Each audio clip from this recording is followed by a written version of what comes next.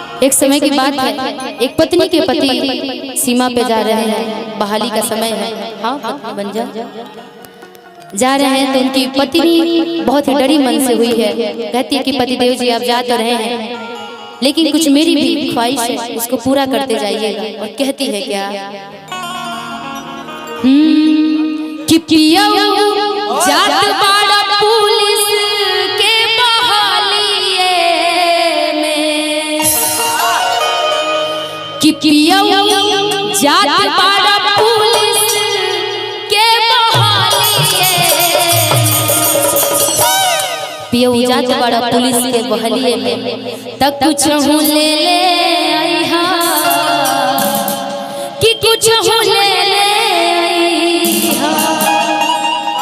तो कुछ ले आईहा ललकी रुमाली, तो कुछ ले आईहा ललकी रुमाली,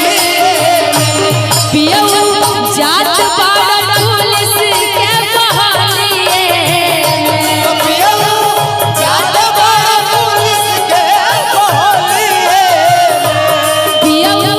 जात बाड़ा पुलिस के बहालिए, कुछ ले आईहा, कुछ ले आईहा ललकी रुमाली, चहु ले आईहा ललकी रुमाली में, तो कुछ ले आईहा ललकी रुमाली,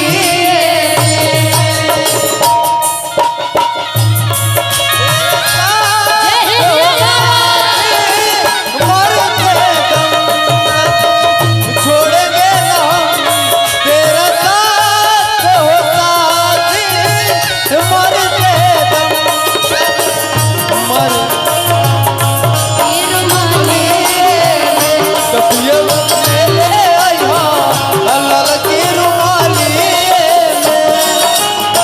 पत्नी का बड़ा प्यारा सा भाव है अपने पति के लिए, डरी हुई मन से है, लेकिन अपने पति को जब विदा कर रही है तो बड़ा प्यार से कहते हैं क्या, रहता मैं जब भी याद हमर आई, ललका रुमाल ललिहा सीना से सटाई, ललका रुमाल लइहा सीने के लगाए, ललका रुमाल लइहा सीने के रहता जब भी याद हमर आई, ललका रुमाल ललिहा सीना से सटाई, ललका रुमाल ललिहा सीना से सटाई, कि सैया बहकी न पाई ओही गलिए में, सैया बहकी न पाई कि सैया बहकी न पाई ओही गलिए। और इस कार्यक्रम में भी उपस्थित हमारे जितने प्रशासन के लोग हैं सबको सैल्यूट है। आप लोग बहुत मेहनत करते हैं और आप ही लोग पर हमारा देश टिका हुआ है, हमारा हिंदुस्तान टिका हुआ है, हमारा यूपी बिहार झारखंड या पूरा देश टिका हुआ है आप ही लोग का। तो बहुत सैल्यूट है आप सभी को कि आप लोग इतना मेहनत करते हैं। कि सैया बहकी न पाई ओही गलिए में, सैया बहकी न पाई ओही गलिए में, कुछ ले आईहा, कुछ ले आईहा, कुछ ले आईहा ललकी रुमाली में, तो कुछ ले आईहा ललकी रुमाली में, तो कुछ ले आईहा ललकी रुमाली में, तो कुछ ले आईहा ललकी रुमाली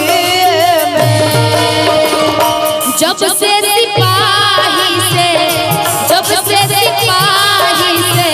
भइले थानेदार हो दुनिया